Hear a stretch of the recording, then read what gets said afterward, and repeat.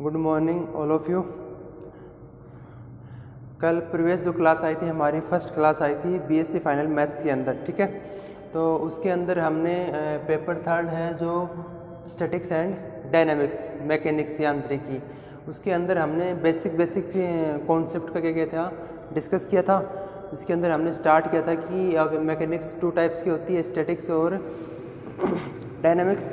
Statics में कौन से पार्टिकल का हम उसके अंदर अध्ययन करेंगे और डायनामिक्स में कौन से पार्टिकल का अध्ययन करेंगे। फिर डायनामिक्स को बताया था मैंने टू टाइप्स के अंदर, काइनेमेटिक्स और काइनेटिक्स, उसके अंदर अलग अलग बताया था। उसके बाद में हमने स्पीड की बात की थी। स्पीड को भी दो भागों में डिवाइड किया था, एक तो एवरेज स्पीड और यूनिफॉर्म स्पीड। एवरेज स्पीड और यूनिफॉर्म स्पीड पढ़ने के पश्चात हमने क्या पढ़ा था, डिस्प्लेसमेंट पढ़ा था। और डिस्प्लेसमेंट पढ़ने के बाद हमने वेलोसिटी पढ़ा था, वेग और विस्थापन। अब वेग को भी हमने दो भागों में डिवाइड किया था और उसके बाद में काइंड्स ऑफ मोशन, गति के प्रकार पढ़े थे हमने। और फिर लास्ट हम पढ़ रहे थे वेलोसिटी। वेलोसिटी पढ़ रहे थे, तो वेलोसिटी पढ़ रहे थे तो वेलोसिटी के अंदर हमने पढ़ा था कंप्लीट v इक्वल टू क्या फॉर्मूला निकाल लिया था वेलोसिटी के अंदर हमने। वेलोसिटी में हमने v इक्वल टू क्या निकाला था, x डॉट, इसकी इक्वल होता है dx अपॉन dt, ये हमने फाइंड आउट कर लिया था। इसके बाद में आता है एक्सेलरेशन, त्वरण की बात कर रहा हूँ मैं यहाँ से, देखो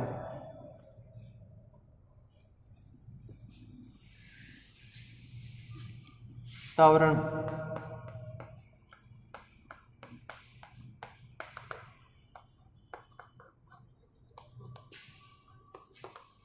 एक्सेलरेशन क्या हो जाएगा एक्सेलरेशन, कल जो डायग्राम बना रहे थे वही डायग्राम बनाएंगे। देखो यहाँ से ये OA कोई स्ट्रेट लाइन है, OA क्या है, स्ट्रेट लाइन है। अब मैं कह रहा हूँ कि कोई भी पार्टिकल है वो मूव कर रहा है, पार्टिकल मूव कर रहा है और t इसमें पश्चात पार्टिकल कहाँ पहुँच गया है, P पे पहुँच गया है, ठीक है।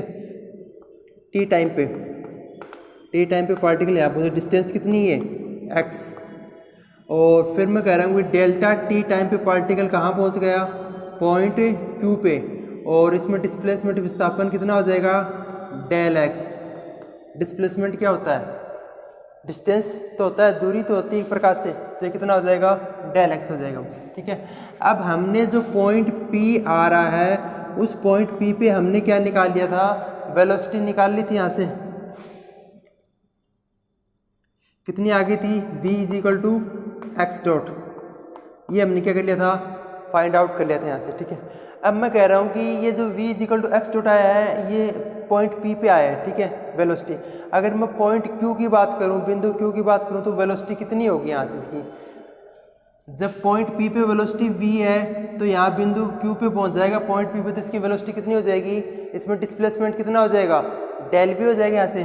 तो एवरेज वेलोसिटी की बात करता हूँ मैं यहाँ से,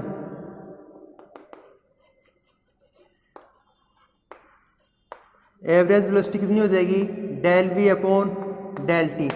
वेलोसिटी क्या होता है, विस्थापन अपॉन समय, अर्थात डिस्प्लेसमेंट अपॉन टाइम। तो डिस्प्लेसमेंट कितना हो जाएगा पॉइंट Q के लिए, डेल v, और अपॉन टाइम कितना हो गया, डेल t हो गया यहाँ से, ठीक है। ये पॉइंट Q के लिए हो गया, ठीक है। अब मैं कह रहा हूँ कि अगर मैं यहाँ से डेल्टा t टेंस टू 0 ले लूँ, डेल्टा t 0 की ओर क्या हो रहा है, ट्रेंड हो रहा है, तो उस कंडीशन में क्या होगा, 0 नहीं है बट 0 की ओर हो रहा है, तो Q क्या हो रहा है, कम हो रहा है वापस। तो Q किसकी ओर ट्रेंड हो जाएगा, P की ओर ट्रेंड हो जाएगा, वापस कम होता हुआ P पे आ जाएगा, ठीक है। अब अपने को क्या निकाल रहा है, एक्सेलरेशन निकालना है, त्वरण निकालना है, किस पे, पॉइंट P पे निकालना है। पॉइंट P पे हमने वेलोसिटी निकाली v equal to x dot, तो पॉइंट Q पे हम पॉइंट P पे हम क्या निकालेंगे, एक्सेलरेशन निकालेंगे। तो मान लेते हैं यहाँ से, माना बिंदु P पर त्वरण a मान लिया मैंने, a इज इक्वल टू, ठीक है, बिंदु P पे मैंने क्या मान लिया, त्वरण a मान लिया यहाँ से, ठीक है। a इज इक्वल टू कितना आ जाएगा, limit delta t tends to 0 del v upon del t। Acceleration at the point P, लेट कितना हो गया, a हो गया ऐसे, ठीक है। बिंदु P पर त्वरण कितना हो गया, a हो गया, इसका एक्सेलरेशन मान लिया मैंने, एट पॉइंट P पे कितना है, वो a है, तो a इज इक्वल हो जाएगा limit delta t tends to 0 del v upon del t, और ये किस में चेंज हो जाएगा, dv अपॉन dt के अंदर चेंज हो जाएगा ऐसे। a की वैल्यू कितनी आ गई, t v upon D t. त्वरण कितना आ जाएगा यहाँ से, acceleration d we upon D t. अब इसके कई फॉर्मूले निकलते हैं यहाँ से। एक फॉर्मूला देखो ये होता है, फर्स्ट तो ये निकाल लिया हमने यहाँ से। दूसरा ये होता है कि ए इज इक्वल टू क्या दे रखा है, d we upon D T, और वी इज इक्वल टू क्या होता है, वेलोसिटी क्या होता है, एक्स डॉट, इसको किसे डिनोट करेंगे, D x upon D T. वो वैल्यू उठाई कहाँ पुट कर देंगे, इस वी के स्थान पे पुट कर देंगे यहाँ से। तो देखो क्या बन जाएगा, A is equal to D upon D T और साथ में आ गया D x upon D T is equal to बन जाएगा delta two X upon del T की पावर 2। एक फॉर्मूला ये हो जाएगा यहाँ से, इसका एक्सेलरेशन का, त्वरण का। पहला तो हमने निकाला A is equal to D we upon D T, और दूसरा फॉर्मूला निकाल रहे हैं A is equal to delta two X upon del T की पावर 2। एक फॉर्मूला और होता है, देखो इसका आपको दे रखा है, गिवन है A is equal to D we upon D T. अगर मैं इसको डी एक्स से ऊपर नीचे मल्टीप्लाई कर दूं, किससे मल्टीप्लाई कर दूं, डी एक्स से, तो देखो इसको इस प्रकार लिख सकता हूं कि मैं राइट कर सकता हूं कि d we upon d x और साथ में आ जाएगा d x upon D t, ऐसे लिख सकता हूं ऐसे। और जो d we upon d x है और डी ऐसा कैसा रहेगा, और d x upon D t क्या बन जाएगा, एक्स डॉट किसके इक्वल हो गया, वी के इक्वल, अर्थात ए इज इक्वल टू आ जाएगा v d we upon d x. एक फॉर्मूला होता है ये एक्सेलरेशन का ऐसे, ठीक है। तो ये 2-3 फॉर्मूले होते हैं एक्सेलरेशन का, और उसको सामान्यतः जनरली किसमें लिखते हैं, ऐप से डिनोट करते हैं वहाँ से, ठीक है। यहाँ हमने ए लिया हुआ है, तो ये अपना क्या आ गया, एक्सेलरेशन टॉपिक। तो हमने वेलोसिटी पढ़ लिया और एक्सेलरेशन पढ़ लिया। अब इनके फॉर्मूले आगे जब क्वेश्चन करेंगे तो उसमें काम आएंगे, तो ये आपको याद रखने होंगे। जनरली आपको आते हैं, पढ़ते आ रहे हो, एक्सेलरेशन के 3 फॉर्मूले होते हैं और वेलोसिटी किसके इक्वल होती है यहाँ से, ठीक है। तो ये तो अपना होगा बेसिक कॉन्सेप्ट। अब जो मूल टॉपिक आ रहा है वो अपना स्टार्ट करते हैं एक्सरसाइज के अकॉर्डिंग। अब जो टॉपिक आएगा वो अगर पिछले साल या उससे पिछले नहीं आया तो इस बार आने की पूरी संभावना है। वेरी इंपॉर्टेंट टॉपिक आ रहा है, एरिया व अनुप्रस्थ वेग और त्वरण निकालेंगे, radical and transverse velocity and acceleration, ये टॉपिक का नाम है। इसको हम पढ़ते हैं, देखो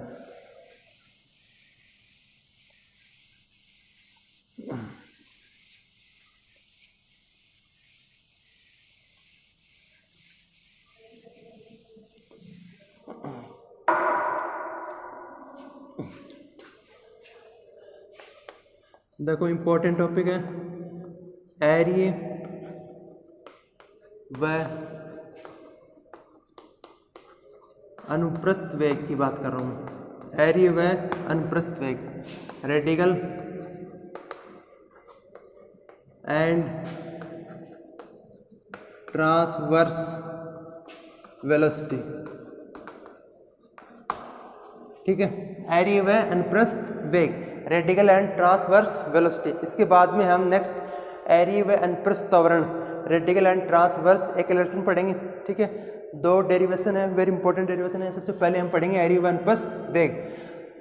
एरिया व अनुप्रस्थ वेग पढ़ने से पहले हमें यह समझना पड़ेगा कि एरिया वेग और अनुप्रस्थ वेग होता क्या है, कहाँ से आया, कैसे आया। उसके बाद में इसका क्या निकालेंगे, सॉल्यूशन निकालेंगे हम यहाँ से, ठीक है। तो देखो इसके अंदर एक डायग्राम बना रहा हूँ, उस डायग्राम को अच्छे से समझना आपको, ठीक है।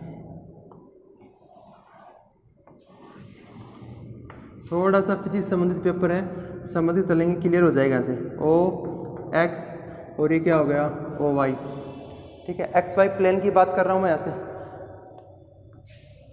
मैं कह रहा हूँ कि कोई भी पार्टिकल है वो मूव कर रहा है, यहाँ से मोशन कर रहा है। कोई भी पार्टिकल है वो क्या कर रहा है, मोशन कर रहा है यहाँ से, ठीक है। यहाँ से चला था, चलता जा रहा है, ऐसे मोशन कर रहा है सर्कुलर टाइप में, वर्ताकार पथ में आते, सर्कुलर के पाथ के अंदर एक मोशन कर रहा है, गति कर रहा है ऐसे पार्टिकल, ठीक है। अब किसी समय टी की बात कर रहा हूँ, किसी समय टी पर पार्टिकल बिंदु है वो कहाँ पहुँच गया है, बिंदु पी पे पहुँच गया है। जो पार्टिकल है वो किस पॉइंट पे पहुँच गया है, बिंदु पी पे, जिसके कोऑर्डिनेट क्या है, आर और थीटा मान लिए मैंने यहाँ से, आर और थीटा, पोलर कोऑर्डिनेट की बात कर रहा हूँ। किसी समय टी पर पार्टिकल कहाँ है, पॉइंट पी के ऊपर है, जिसकी कोऑर्डिनेट क्या है, आर और थीटा। अब इसको यहाँ से मिला देता हूँ मैं,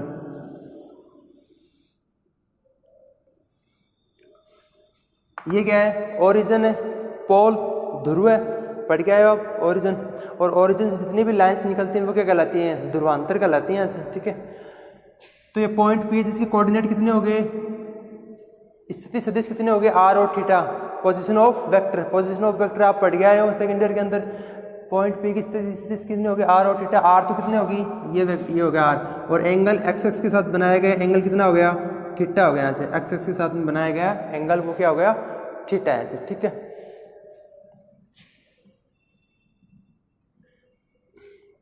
अब मैं कह रहा हूं जो पार्टिकल मूव कर रहा है यहाँ से पार्टिकल है वो से मूव कर रहा है, तो एक्चुअल के अंदर देखा जाए तो इस स्थिति में क्या होता है, जो पार्टिकल इस प्रकार मूव कर रहा है वो आगे की ओर भी डायरेक्शन में जा रहा है, मतलब गोइंग फॉरवर्ड हो रहा है। ऐसे कोई भी पार्टिकल है वो गोइंग फॉरवर्ड हो रहा है, आगे की दिशा में जा रहा है। जिस तरफ आगे की दिशा में जाता है तो वो कौन सी दिशा होती है, एरिया दिशा होती है, अर्थात रेडिकल डायरेक्शन होती है। यहाँ से रेडिकल क्या हो जाएगी, डायरेक्शन, मतलब यहाँ से पार्टिकल चला था, मोशन कर रहा था, जैसे जैसे ऊपर की ओर गोइंग अप हो रहा है वैसे वैसे गोइंग फॉरवर्ड भी हो रहा है ऐसे पार्टिकल एक्चुअल में देखा जाए इससे में। तो ये जो डायरेक्शन है ये कौन सी हो जाएगी, एरिये दिशा।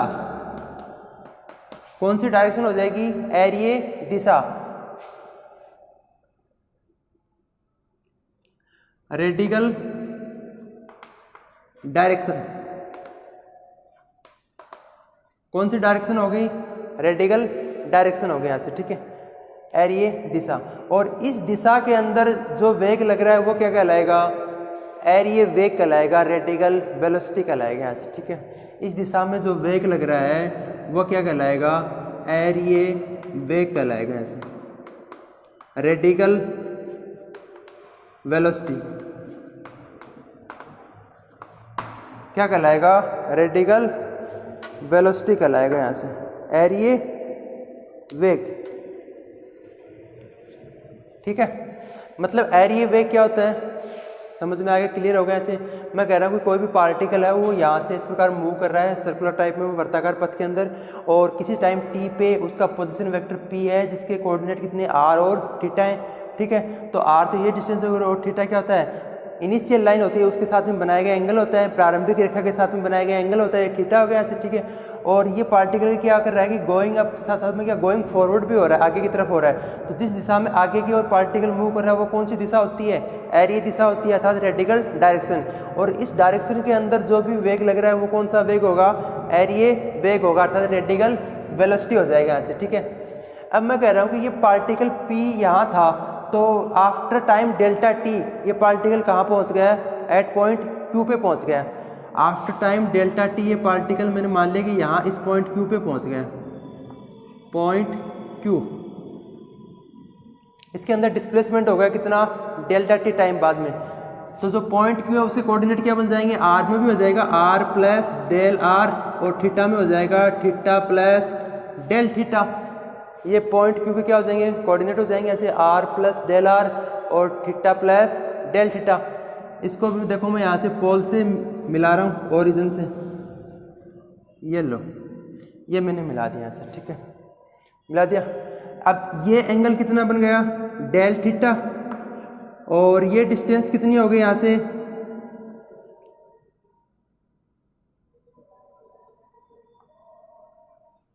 सॉरी ये एंगल कितना बन गया, डेल थीटा, और इसी कोऑर्डिनेट हो गए आर प्लस डेल आर और थीटा प्लस डेल थीटा, ठीक है। ये कितने डेल्टा टी टाइम बाद में जो पार्टिकल है वो कहाँ पहुँच गया, पॉइंट Q के ऊपर, जिसके पोजीशन वेक्टर ये आ रहे हैं यहाँ से, ठीक है। तो हमने एरिया दिशा और एरिया वेग की बात कर ली। अब मैं किसकी बात कर रहा हूँ, अनुप्रस्थ वेग की। तो जो पार्टिकल पॉइंट P है उसके कोई परपेंडिकुलर फोर्स भी लग रहा है तो वो कौन सा होगा, अनुप्रस्थ वेग होगा। तो इस पॉइंट के लंबवत जो लग रहा है, परपेंडिकुलर जो लग रहा है वो कौन सा होता है, अनुप्रस्थ दिशा होती है, वो अनुप्रस्थ दिशा, जिसको हम क्या बोलते हैं,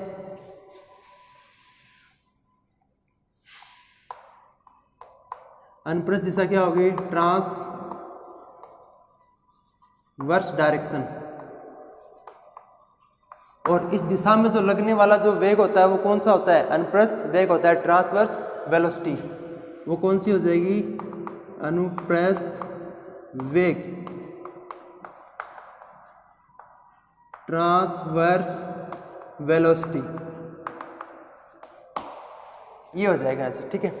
थोड़ा सा इसको डायग्राम को अच्छे तरीके से समझेंगे और उसके बाद में कुछ नहीं है, बस सिंपल मल्टीप्लिकेशन है, इजीली हो जाएगा। एरिया वेग निकालना है और अनुप्रस्थ वेग निकालना है आपको, बस डायग्राम समझ में आना चाहिए आपके यहाँ से। देखो तो मैंने यहाँ से इसके परपेंडिकुलर लग रहा है, परपेंडिकुलर डायरेक्शन में कौन, अनुप्रस्थ दिशा के अंदर, ट्रांसवर्स डायरेक्शन के अंदर जो वेग होगा वो कैसा होगा, अनुप्रस्थ वेग होगा अर्थात ट्रांसवर्स वेलोसिटी हो जाएगी। जो एरिया वेग है उसको तो मैं मान लेता हूँ यहाँ से यू से डिनोट कर देता हूँ, किसे डिनोट कर देता हूँ, यू से डिनोट कर देता हूँ। और जो अनुप्रस्थ वेग है उसको किसे डिनोट कर देता हूँ, स्मॉल बी से, और इसको स्मॉल यू से यहाँ से डिनोट कर दिया मैंने। एरिया वेग हो गया स्मॉल यू और जो अनुप्रस्थ वेग है वो कैसा हो गया, स्मॉल बी हो गया ऐसे, ठीक है। अब देखो ये आर है तो इसके अंदर डिस्प्लेसमेंट यहाँ से आते कितना हो गया, डेल आर, तो टोटल डिस्टेंस कितनी हो गई, आर प्लस डेल आर यहाँ से, ठीक है। अब मैं क्या करता हूँ, इस पॉइंट क्यू से इस जो रेडिकल वेलोसिटी है, जो रेडिकल डायरेक्शन है, उस लाइन के ऊपर क्या कर रहा हूँ, परपेंडिकुलर लंब डाल रहा हूँ, ऐसे मैंने लंब डाल दिया इस पर, और इस पॉइंट को मैंने नाम दे दिया पी एम, एम दे दिया, सॉरी पी नहीं एम दे दिया, पी तो पहले से है।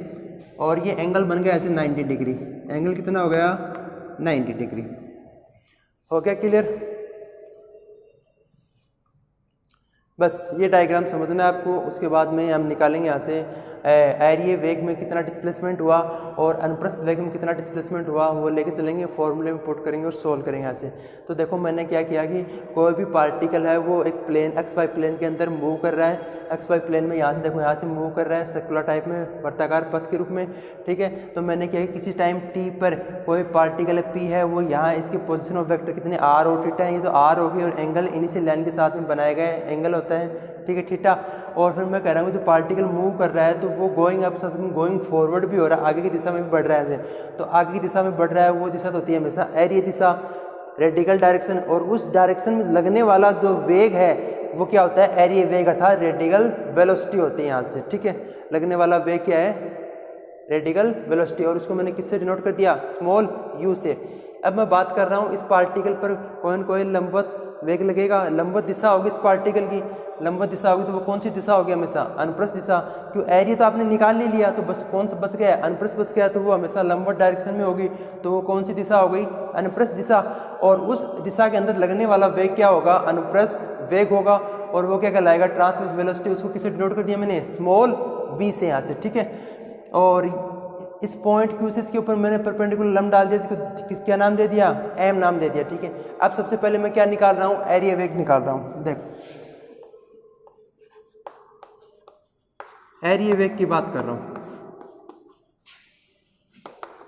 रेडिकल वेलोसिटी क्या हो जाएगी, फॉर्मूला क्या था, वेग क्या होता था, डिस्प्लेसमेंट अपॉन टाइम, विस्थापन बटा समय, ये तो होता था। विस्थापन में परिवर्तन दर क्या कहलाता था, वेग कहलाता था। तो उसके लिए हम क्या कहते हैं, limit delta t tends to zero, इसको किससे डिनोट किया है, यू से डिनोट किया है मैंने।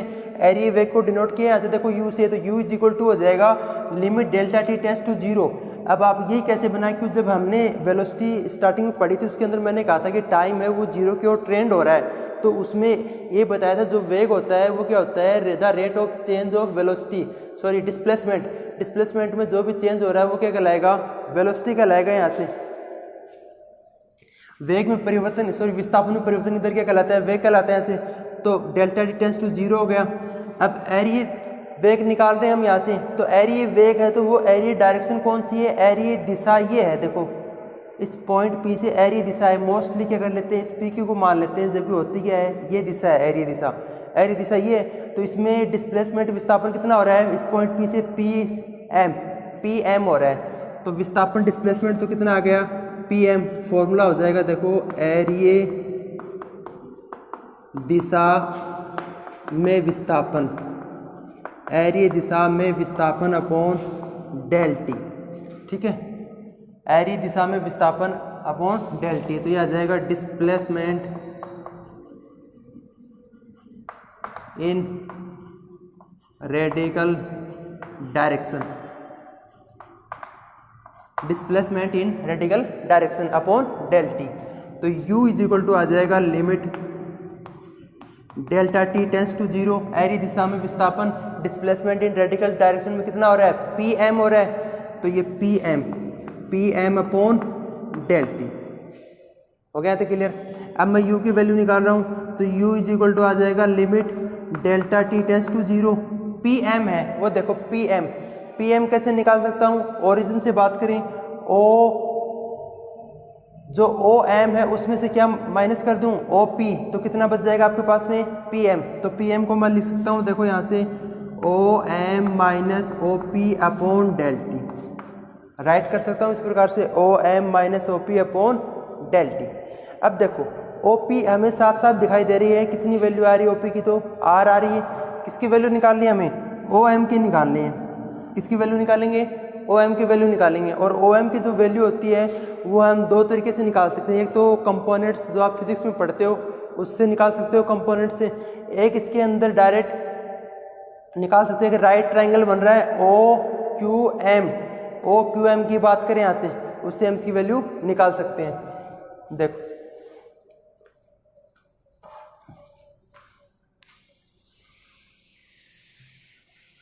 एक राइट ट्रायंगल बन रहा है इसके अंदर, कौन सा बन रहा है ओ क्यू एम, एंगल कितना है del theta r plus del r, ठीक है ये बन रहा है। या तो इसके डायरेक्ट निकाल लो या फिर इसकी वजह से निकाल लो। तो जो ओ एम है ये वाला ओ एम ये लंब हो गया ऐसे, इसकी वैल्यू कैसे निकालेंगे, तो किससे आ जाएगी कोस थीटा से आ जाएगी। और कोस थीटा बराबर क्या होता है यहाँ से आधार बटा कर्ण, आधार कितना है इसका, बेस कितना है इसका ओ एम अपॉन कर्ण कितना आ जाएगा ओ क्यू। तो ओ एम की वैल्यू आ गई यहाँ से O Q cos theta, theta के स्थान पे कितना यूज हो रहा है डेल थीटा, तो ये हो जाएगा डेल थीटा। तो O M is equal to O Q की वैल्यू कितनी है आर प्लस डेल आर, तो ये होगी r plus del r cos del theta. ये निकाल लिया मैंने इसको, ठीक है। और डायरेक्ट आप कंपोनेंट जानते हो फिजिक्स में, वैसे भी निकाल सकते हो यहाँ से। ये एंगल डेल थीटा मिल रहा है, इस एंगल के साथ में बनाया गया एंगल ये तो होता है कोस, और दूसरा कौन सा होता है साइन होता है यहाँ से, ठीक है। तो ये वैल्यू निकाली, कोस का बराबर होता है आधार बटा कर्ण।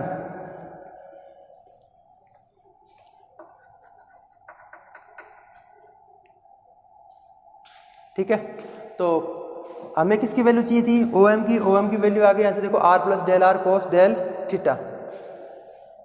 तो ये बन जाएगा देखो u is equal to limit delta T tends to 0, O M की वैल्यू आ गई r plus del r cos del theta minus O P की वैल्यू कितनी है आर, और अपॉन में कितना आ गया डेल टी आ गया, यहाँ से अपॉन में कितना आ गया डेल टी आ गया।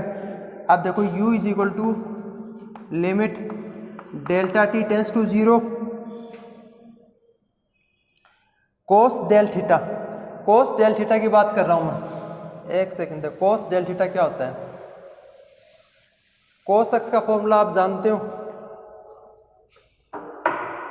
कोस एक्स का फॉर्मूला क्या होता है पढ़ के आए हो आप, cos x is equal to होता है 1 minus x square upon factorial 2 plus x की पावर 4 अपॉन फैक्टोरियल 4, ये होता है फॉर्मूला ऐसे, ठीक है। तो अब हमें किसका निकालना है कोस डेल थीटा का निकालना है, एक्स के स्थान पे क्या पुट कर दूँ डेल थीटा, तो cos del theta is equal to बन जाएगा 1 माइनस डेल थीटा का whole twice upon factorial 2 plus del theta का होल 4 अपॉन फैक्टोरियल 4 हो जाएगा यहाँ से। अब जो डेल थीटा है डेल्टा टी है वो स्मॉल टाइम है, डेल्टा टी जो टेंस टू 0 ले रहा हूँ मैं स्मॉल टाइम की बात कर रहा हूँ, तो डेल थीटा क्या है वेरी स्मॉल क्वांटिटी है, यहाँ से बहुत छोटी राशि है। तो जितनी भी डेल थीटा की जो हायर पावर है उसको हम क्या कर देंगे नेगलेक्ट कर देंगे, क्योंकि बहुत छोटी राशि है यहाँ से, ठीक है। तो हायर पावर को अगर हम नेगलेक्ट कर देते हैं यहाँ से, तो इस कोस डेल थीटा की वैल्यू है वो लगभग किसके इक्वल हो जाती है 1 के इक्वल हो जाती है यहाँ से, कोस थीटा की वैल्यू कितनी आ जाएगी 1 आ जाएगी यहाँ से, ठीक है।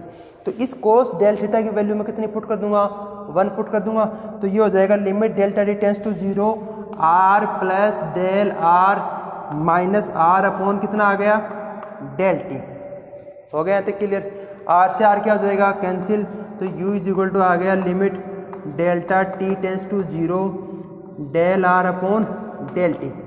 अब ये आप सेकेंड ईयर में पढ़ के आए हो वेक्टर के अंदर कैसे निकालते हैं इसको, तो ये कंप्लीट चेंज हो जाएगा u is equal to d r upon D T, और इसको मैं लिख सकता हूँ आर डॉट, अर्थात हमारे पास में जो एरिया वेग है जो रेडिकल वेलोसिटी है वो कितनी आ जाएगी आर डॉट आ जाएगी, यहाँ से कितनी आ जाएगी आर डॉट। हो गया क्लियर यहाँ से, रेडिकल वेलोसिटी कैसे निकालते हैं, एरिया वेग कैसे निकालते हैं यहाँ से, ठीक है। अब इसके बाद में हम क्या निकालेंगे, अनुप्रस्थ वेग। अनुप्रस्थ वेग निकले ट्रांसवर्स वेलोसिटी निकालेंगे हम यहाँ से। देखो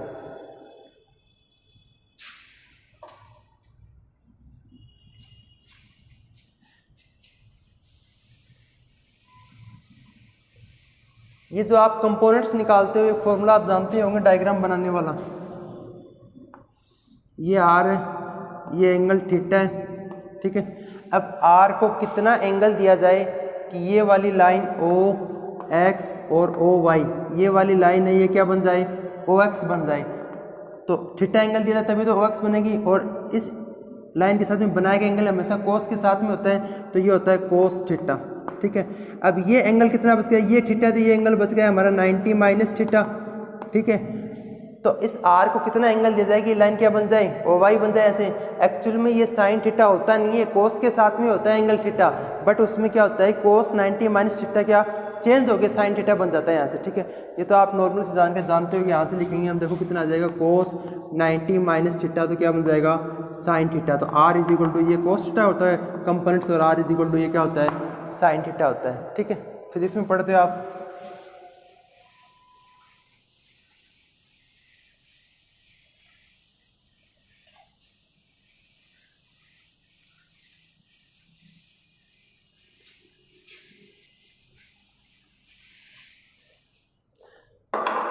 किसकी बात कर रहा हूं, अनुप्रस्थ वेग की बात कर रहा हूं, ट्रांसवर्स वेलोसिटी। क्या होता है अनुप्रस्थ वेग, देखो पार्टिकल पी, पॉइंट पी की बात कर रहा हूं यहाँ से। इस पॉइंट पी की जो परपेंडिकुलर डायरेक्शन है वो क्या होती है, ट्रांसवर्स डायरेक्शन होती है, अनुप्रस्थ दिशा। और इसके अंदर जो भी वेग लगता है वो कैसा होता है, अनुप्रस्थ वेग होता है। उसको हमने किससे डिनोट किया है, स्मॉल v से डिनोट किया है यहाँ से, ठीक है। तो देखो small v is equal to आ जाएगा limit delta t tends to 0 अनुप्रस्थ दिशा में विस्थापन, अनुप्रस्थ दिशा में विस्थापन अपॉन डेल टी। ये हो जाएगा डिस्प्लेसमेंट